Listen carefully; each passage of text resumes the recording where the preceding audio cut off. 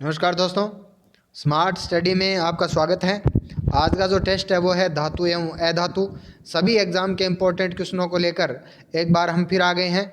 जितने भी विद्यार्थी हैं वो जल्दी से लाइव आ जाइए और क्वेश्चन का जवाब है वो दीजिए भी, ठीक है। जितने विद्यार्थी हैं वो जल्दी से लाइव आ जाइए। देखिए, पहला क्वेश्चन आपसे पूछा गया है कि चिल्ली साल्टपीटर जो है वो किस धातु का यौगिक है। दीजिए भी जवाब। चिल्ली साल्टपीटर जो है वो किस धातु का यौगिक है। एग्जाम में बहुत बार पूछा गया क्वेश्चन चिल्ली साल्टपीटर जो है वो किस धातु का यौगिक है। दीजिए जवाब। तो इसका सही जवाब हो जाएगा सोडियम, ठीक है। चिल्ली साल्टपीटर जो होता है वो होता है सोडियम का यौगिक और इसका नाम होता है सोडियम नाइट्रेट NaNO3, ठीक है। चिल्ली साल्टपीटर का रासायनिक नाम क्या होता है? साधारण नाम इसका चिल्ली साल्टपीटर है और रासायनिक नाम होता है इसका सोडियम नाइट्रेट, ठीक है, NaNO3। तो आप कह सकते हो कि चिल्ली साल्टपीटर जो होता है वो किसका? सोडियम का यौगिक होता है, ठीक है। चलिए अगले क्वेश्चन का आप जवाब दीजिए। कृत्रिम वर्षा कराने में किसका उपयोग किया जाता है? दीजिए भी जवाब। कृत्रिम वर्षा कराने में किसका उपयोग किया जाता है? Silver bromide, silver chloride, silver nitrite या सिल्वर आयोडाइड? दीजिए जवाब। कृत्रिम वर्षा कराने में किसका उपयोग किया जाता है, ठीक है। तो इसका सही जवाब हो जाएगा सिल्वर आयोडाइड। इसका सही जवाब हो जाएगा क्या? सिल्वर आयोडाइड, ठीक है। इसका सही जवाब हो जाएगा AgI2 सिल्वर आयोडाइड, ठीक है। कृत्रिम वर्षा कराने में सिल्वर आयोडाइड का उपयोग किया जाता है, ठीक है। चलिए भाई अगले क्वेश्चन का आप जवाब दीजिए। मतदाता स्याही के रूप में और किसका उपयोग किया जाता है? मतदाता स्याही के रूप में किसका उपयोग किया जाता है? Silver sulphate, silver nitrate, silver chloride या सिल्वर ऑक्साइड? दीजिए जवाब। मतदाता स्याही के रूप में किसका उपयोग किया जाता है, ठीक है। तो इसका सही जवाब हो जाएगा सिल्वर नाइट्रेट, ठीक है। सिल्वर नाइट्रेट का फॉर्मूला होता है AgNO3। सिल्वर नाइट्रेट का फॉर्मूला होता है AgNO3 और इसका साधारण नाम होता है लूनर कास्टिक। इसका साधारण नाम आपसे एग्जाम में पूछा जाता है, क्या होता है? Lunar caustic. और एक इसका बहुत ही अच्छा उपयोग होता है फोटोग्राफी में, रंगीन फोटोग्राफी में भी है वो किसका? सिल्वर नाइट्रेट का उपयोग होता है, ठीक है। मतदाता स्याही के रूप में सिल्वर नाइट्रेट का उपयोग होता है। इसका फॉर्मूला होता है AgNO3 और साधारण नाम होता है लूनर कास्टिक, ठीक है। चलिए भाई अगले क्वेश्चन का जवाब दीजिए आप। निम्न में से संक्षारण के कारण चढ़ी परत का सही मिलान है। देखिए, सबसे पहले अपन कहते हैं संक्षारण क्या होता है। संक्षारण आप कहते हो अम्ल या नमी की उपस्थिति में कोई भी जो धातु होती है वो अभिक्रिया करके अपने ऊपर एक परत का निर्माण करती है, ठीक है। या उसका अपन कह सकते हैं कि क्षय प्रारंभ हो जाता है, इस क्रिया को बोलते हैं संक्षारण, ठीक है। तो अब आपसे क्वेश्चन ये पूछा गया एग्जाम में बहुत बार, और ये क्वेश्चन पूछा जाता है कि बताइए किस धातु पर है वो किस रंग की परत चढ़ती है, ठीक है। तो बताइए इसका सही जवाब क्या हो जाएगा? तांबे पे हरी परत, चांदी पे काली परत, लोहे पे भूरी परत या उपयुक्त सभी? दीजिए जवाब। तो इसका सही जवाब हो जाएगा उपयुक्त सही, ठीक है। तांबा जब संक्षारित होता है तो आप कहते हो कि इसके ऊपर हरी परत चढ़ जाती है। चांदी जब संक्षारित होती है तो इसके ऊपर चढ़ जाती है काली परत, और लोहा जब संक्षारित होता है तो इसके ऊपर चढ़ जाती है भूरी परत, ठीक है। आपको याद रखना है कि कॉपर जब कार्बन डाइऑक्साइड के साथ अभिक्रिया करता है तो कॉपर कार्बोनेट का निर्माण करता है, और कॉपर कार्बोनेट कैसी परत होती है? हरी, ठीक है। आगे अपन कहते हैं कि सिल्वर जब है वो सल्फाइड के साथ अभिक्रिया करती हैं तो सिल्वर सल्फाइड का निर्माण करती है, और जिसके कारण उसके ऊपर काली परत चढ़ जाती है। और लोहा जब है वो नमी के साथ अभिक्रिया करता है तो फेरस ऑक्साइड का निर्माण करता है, ठीक है। तो उसके कारण उसके ऊपर क्या परत चढ़ जाती है? भूरी परत का निर्माण हो जाता है, ठीक है। ये क्वेश्चन एग्जाम के अंदर सीधे पूछे जाते हैं कि कॉपर है वो किसके साथ अभिक्रिया करके हरी परत बनाता है, या चांदी है वो किसके साथ अभिक्रिया करके काली परत बनाती है। आपको याद रखना है कि लोहा सिर्फ और सिर्फ वाष्प के साथ अभिक्रिया करता है, जल के साथ कभी अभिक्रिया नहीं करता है, ठीक है। चलिए भाई अगले क्वेश्चन का आप जवाब दीजिए। रोल्ड गोल्ड सोने का कृत्रिम रूप है जिसके अंदर क्या मिश्रित होता है? बताइए भाई। रोल्ड गोल्ड जो होता है वो एक सोने का कृत्रिम रूप होता है, कृत्रिम सोना होता है, और जिसका उपयोग कृत्रिम आभूषण बनाने में किया जाता है। तो रोल्ड गोल्ड के अंदर जो है वो कौन कौन सी धातुएं हैं वो आपस में मिली होती है, और कितने कितने प्रतिशत? दीजिए भाई जवाब। 90% कॉपर या 10% सोना, 90% कॉपर या 10% एल्यूमिनियम, 90% सोना या 10% चांदी, या 90% एल्यूमिनियम या 10% कॉपर? दीजिए जवाब। तो इसका सही जवाब हो जाएगा 90% कॉपर और 10% एल्यूमिनियम। सभी विद्यार्थी इसको चाहे ध्यान से रट लीजिए। रोल्ड गोल्ड बहुत बार एग्जाम में आया हुआ क्वेश्चन है, इसमें 90%। आपसे ये भी क्वेश्चन कई बार पूछा जाता है कि रोल्ड गोल्ड के अंदर है वो सोना कितना प्रतिशत पाया जाता है, तो इसका जवाब हो जाएगा 0%। ठीक है, रोल्ड गोल्ड के अंदर सोना बिल्कुल भी नहीं पाया जाता, इसमें 90% कॉपर और 10% एल्यूमिनियम पाया जाता है। ठीक है, चलिए भाई अगले क्वेश्चन का आप जवाब दीजिए। हीटर का तार है वो नाइक्रोम का। सबसे पहला तो इंपॉर्टेंट क्वेश्चन यही आपसे पूछा जाता है कि हीटर का तार है वो किसका बना होता है, तो इसका सही जवाब होता है नाइक्रोम। बार बार एग्जाम में ये क्वेश्चन आता है। अब आपसे क्वेश्चन ये पूछा गया है कि जो नाइक्रोम होता है, नाइक्रोम एक मिश्र धातु है। अब आपसे क्वेश्चन ये पूछा गया है कि ये नाइक्रोम मिश्र धातु है वो किन धातुओं के मिश्रण से बनती है। नाइक्रोम जो मिश्रण धातु है वो किन धातुओं के मिश्रण से बनती है, तो इसका जवाब दीजिए आप। ठीक है, तो यदि रटा हुआ है, याद है, तो सीधा सा इसका जवाब हो जाएगा लोहा निकल और क्रोमियम। ठीक है, नाइक्रोम जो होता है वो लोहा निकल और क्रोमियम का मिश्रण होता है। नाइक्रोम का उपयोग हीटर का तार बनाने में किया जाता है। ठीक है, चलिए भाई अगला क्वेश्चन है, निम्न में से कौन सी धातु है वो पादपों में क्लोरोफिल में पाई जाती है। निम्न में से कौन सी धातु है वो पादपों में क्लोरोफिल में पाई जाती है? दीजिए भाई जवाब इसका। क्लोरोफिल में पाई जाती है। ठीक है, तो इसका सही जवाब क्या हो जाएगा? मैग्नीशियम। इसका सही जवाब क्या हो जाएगा? मैग्नीशियम। याद रखना, जिस प्रकार हमारे लिए लोहा जरूरी है उसी प्रकार पादपों के लिए मैग्नीशियम जरूरी है। ठीक है, एक बार एग्जाम के अंदर क्वेश्चन आया हुआ है कि एग्जाम में क्वेश्चन आया था हीमोग्लोबिन। ये क्वेश्चन ऐसे रीजनिंग में पूछा गया था कि हीमोग्लोबिन है वो F ही है, तो बताओ क्लोरोफिल क्या होगा? तो वहाँ पर क्लोरोफिल क्या होगा?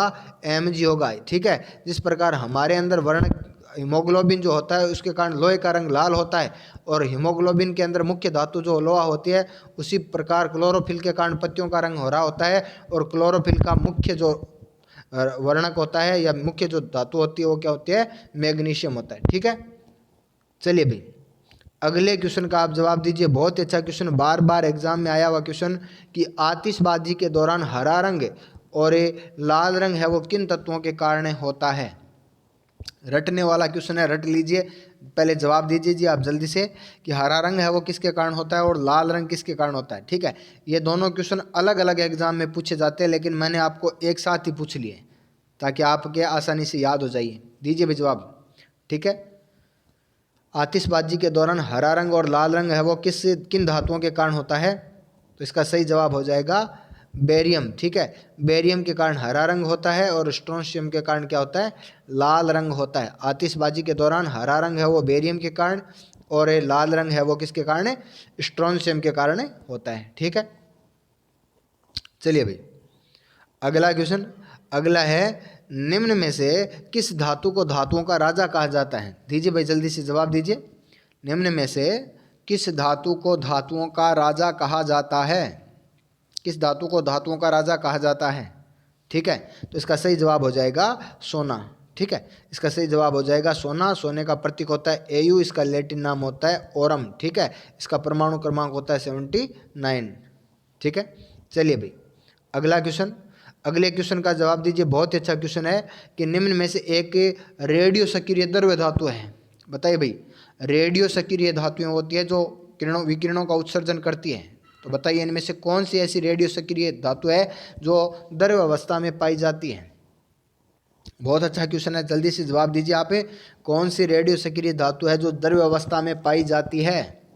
ठीक है, तो इसका सही जवाब हो जाएगा फ्रांसियम। ठीक है, फ्रांसियम एक ऐसी रेडियो सक्रिय धातु है जो द्रव्य अवस्था के अंदर पाई जाती है। ठीक है, चलिए भाई अगले क्वेश्चन का जवाब दीजिए आप। एकमात्र अधातु जो चमकीली होती है, देखो चमकदार जो सतह होती है वो धातुओं का गुण है, चमकदार जो सतह है वो धातुओं का गुण है। लेकिन अब आपसे एग्जाम में अभी ये क्वेश्चन ये पूछा गया है कि अधातु कौन सी होती है, एकमात्र जो चमकीली होती है। दीजिए भी जवाब, रटने वाला क्वेश्चन, ठीक है। तो इसका सही जवाब हो जाएगा आयोडीन, ठीक है। इसका सही जवाब क्या हो जाएगा, आयोडीन। आयोडीन एकमात्र है धातु है जो क्या होती है, चमकीली होती है, ठीक है। चलिए भाई, अगला क्वेश्चन आपसे पूछा गया है कि बताओ रणनीतिक धातु किसे कहते हैं। बहुत ही अच्छा क्वेश्चन, रटने वाला क्वेश्चन। दीजिए जवाब, रणनीतिक धातु किसे कहते हैं, रणनीतिक धातु किसे कहते हैं, ठीक है। तो इसका जवाब हो जाएगा टाइटेनियम, ठीक है। क्यों, क्योंकि इसका उपयोग जो है वो युद्धपोत या आप कह सकते हो टैंक बनाने में किया जाता है, ठीक है। टैंक जो होते हैं ना वो बनते हैं किसके, टाइटेनियम के, इसलिए टाइटेनियम को क्या बोलते हैं, रणनीतिक धातु बोलते हैं, ठीक है। चलिए भाई, अगला क्वेश्चन है कि सबसे तन्य धातु क्या होती है, ठीक है। देखो तन्यता होता है, आप जवाब दीजिए भी कमेंट बॉक्स के अंदर। तन्यता जो होता है वो धातुओं का गुण होता है, तन्यता धातुओं का गुण होता है। तन्यता का मतलब होता है खींचकर लंबे तार बनाना, ठीक है। धातु को तारों के रूप में वो खींचना तन का गुण होता है, वो तन्यता कहलाता है, ठीक है।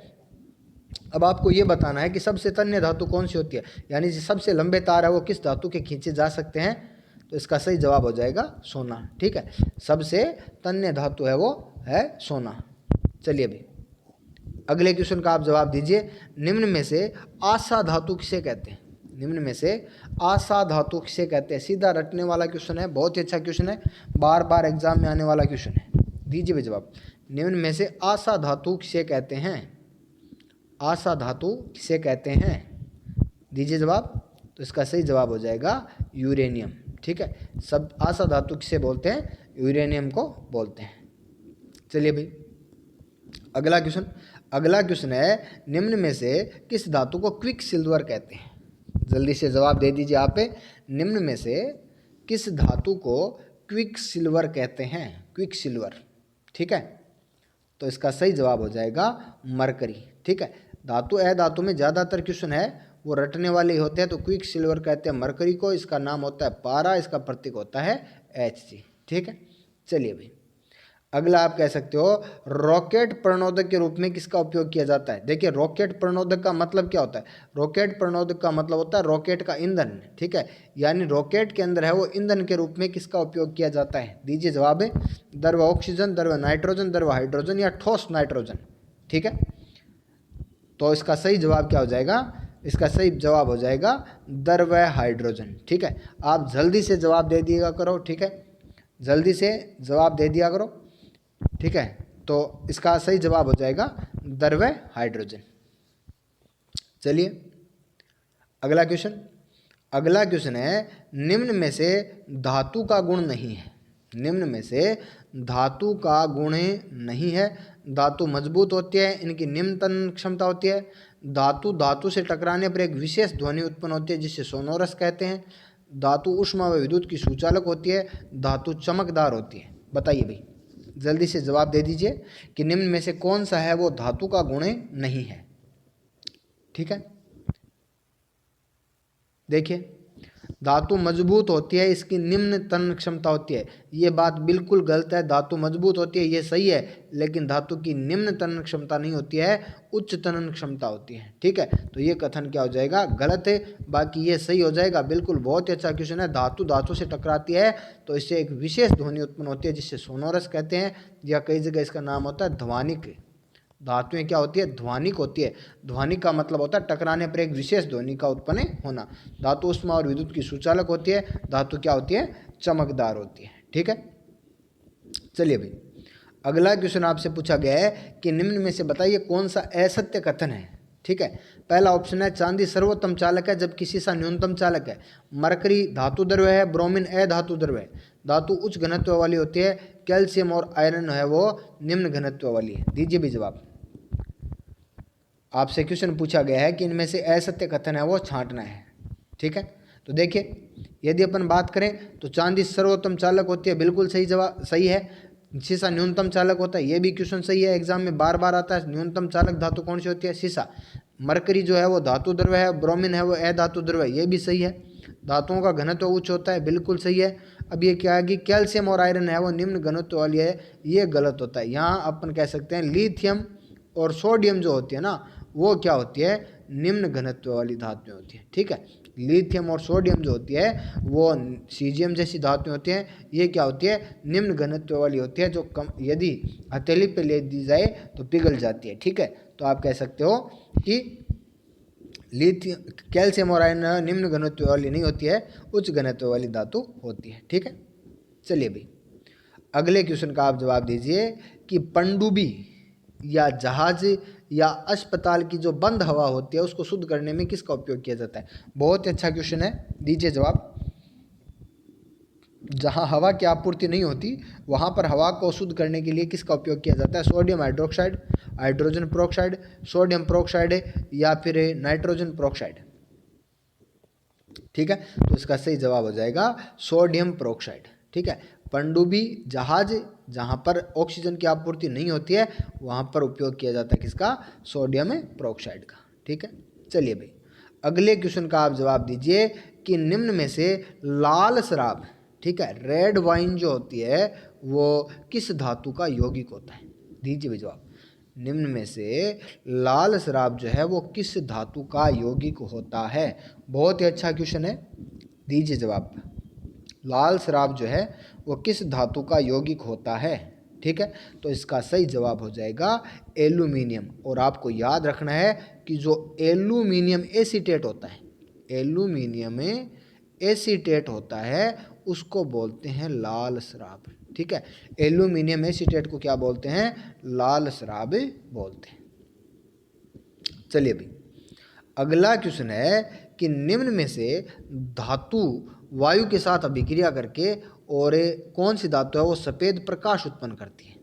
दीजिए भी जवाब, निम्न में से कौन सी धातु है जो वायु के साथ अभिक्रिया करने पर सफ़ेद रंग का प्रकाश उत्पन्न करती है। मैग्नीशियम, थोरियम, यूरेनियम और पोलोनियम। दीजिए भी जवाब, सफ़ेद रंग के प्रकाश का निर्माण करती है कौन सी है, तो इसका सही जवाब हो जाएगा थोरियम। ठीक है, लेकिन आपसे यहीं पे यदि पूछा जाता कि बताओ कौन सी धातु है वो अभिक्रिया करके सफ़ेद चूर्ण बनाती है, ठीक है, सफ़ेद रंग का चूर्ण बनाती है, तो वो मैग्नीशियम हो जाती है, लेकिन सफ़ेद प्रकाश कौन सी हो जाएगी, थोरियम हो जाएगी। ठीक है, चलिए भाई अगले क्वेश्चन का आप जवाब दीजिए कि पारा किन धातुओं के साथ अभिक्रिया करके अमलगम नहीं बनाता। देखिए पारा क्या होता है, सॉरी अमलगम क्या होता है। ठीक है, यदि कोई भी ऐसी धातु जो पारे के साथ मिश्र धातु बनी हुई है तो उसको बोलते हैं अमलगम। ठीक है, अपन कह सकते हैं जैसे मान लो जिंक है और जिंक ने यदि पारे के साथ अभिक्रिया कर रही है तो इसको बोलेंगे आप जिंक का अमलगम। क्या बोलेंगे, जिंक का अमलगम। तो आपको ये बताना है कि कौन सी ऐसी धातुएं हैं जो मरकरी के साथ अभिक्रिया ही नहीं करती। कौन सी ऐसी धातुएं हैं जो मरकरी के साथ अभिक्रिया ही नहीं करती। ठीक है, तो इसका सही जवाब हो जाएगा आयरन और प्लेटिनम। और एग्जाम में आपसे बहुत अच्छा क्वेश्चन पूछा जाता है कि पारा जो है उसको लोहे के पात्र में क्यों रखा जाता है। ठीक है, पारे को लोहे के पात्र में क्यों रखा जाता है, तो आप कहोगे पारा है वो आयरन के साथ कभी अभिक्रिया नहीं करता और ये कभी भी अमलगम नहीं बनाता। ठीक है, चलिए भाई अगले क्वेश्चन का आप जवाब दीजिए कि निम्न में से किसे भविष्य का ईंधन कहते हैं। ठीक है, निम्न में से किसे है वो भविष्य का ईंधन कहा जाता है। यूरेनियम, हीलियम, हाइड्रोजन और ऑक्सीजन। निम्न में से भविष्य का ईंधन किसे कहा जाता है, तो इसका सही जवाब हो जाएगा हाइड्रोजन। रटने वाली बात है, रटा हुआ है तो बहुत अच्छी बात है, ये बहुत नॉर्मल सा क्वेश्चन है। ठीक है, तो इसका जवाब हो जाएगा हाइड्रोजन। चलिए भाई अगला क्वेश्चन है, निम्न में से कौन सी अधातु सभी अम्लों में पाई जाती है। बताओ भाई, निम्न में से कौन सा ऐसा तत्व है या अधातु है जो सभी अम्लों में पाई जाती है। ऑक्सीजन, सल्फर, क्लोरीन और हाइड्रोजन। बहुत अच्छा क्वेश्चन है एग्जाम का, बताइए, दीजिए जवाब। ठीक है, जब हमने अम्ल क्षार लवण पढ़ा था तो मैंने आपको बताई थी कि एक ओरेनियस नाम का वैज्ञानिक था, उसने ये कहा था कि सभी अम्ल जो है वो हाइड्रोजन आयन देते हैं। अब सभी अम्ल यदि हाइड्रोजन आयन देते हैं तो सभी अम्लों में क्या पाया जाता है, हाइड्रोजन पाया जाता है। ठीक है, जितने भी अम्ल है उनमें क्या पाया जाता है, हाइड्रोजन पाया जाता है। चलिए भाई अगला क्वेश्चन, अगला क्वेश्चन है, एकमात्र अधातु जो विद्युत की क्या होती है, सुचालक। जल्दी से जवाब दे दो, बहुत ही अच्छा सा क्वेश्चन है, बहुत ही नॉर्मल सा इजी सा क्वेश्चन है।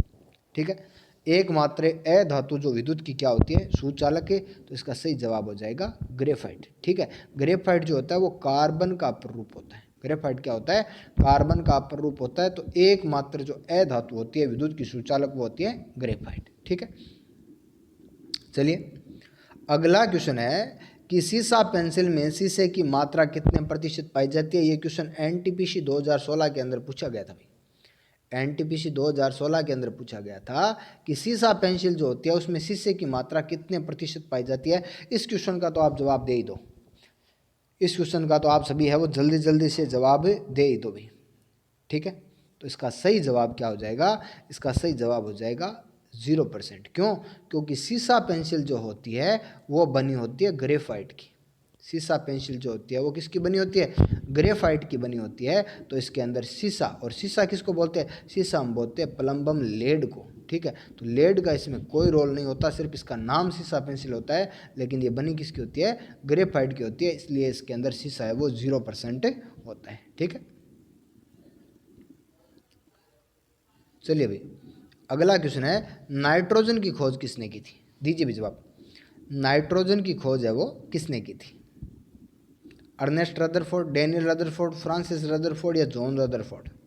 ठीक है, ये ऐसा का ऐसा क्वेश्चन जो है वो एक बार एसएससी ने पूछा था। ऐसा का ऐसा क्वेश्चन है जो एक बार एसएससी ने पूछा था। तो आप जल्दी से जवाब दीजिए जिसमें कि वो कौन सा रदरफोर्ड था। हाँ रदरफोर्ड तो था, लेकिन वो कौन सा रदरफोर्ड था जिसने नाइट्रोजन की खोज की थी। तो इसका सही जवाब हो जाएगा डेनियल रदरफोर्ड। ठीक है, अर्नेस्ट रदरफोर्ड वो रदरफोर्ड है जिसने 1911 के अंदर परमाणु का नाभिकीय मॉडल दिया था। ठीक है, और लेकिन नाइट्रोजन की खोज किसने की थी, डेनियल रदरफोर्ड ने की थी। ठीक है, चलिए भाई अगला क्वेश्चन है, बहुत ही अच्छा क्वेश्चन है, टिंचर आयोडीन किसका मिश्रण होता है। बताइए भाई, टिंचर आयोडीन में क्या क्या मिलाया जाता है। मैं आपको बता दूं, टिंचर आयोडीन का उपयोग है वो कफ सिरप में किया जाता है। टिंचर आयोडीन का उपयोग कहाँ किया जाता है, कफ सिरप बनाने में किया जाता है। अब आपको क्वेश्चन ये बताना है कि टिंचर आयोडीन जो है वो मिश्रण किसका होता है, एल्कोहल आयोडीन का, मेथेनॉल आयोडीन का, पोटेशियम आयोडीन का या सोडियम व आयोडीन का। दीजिए भाई जवाब।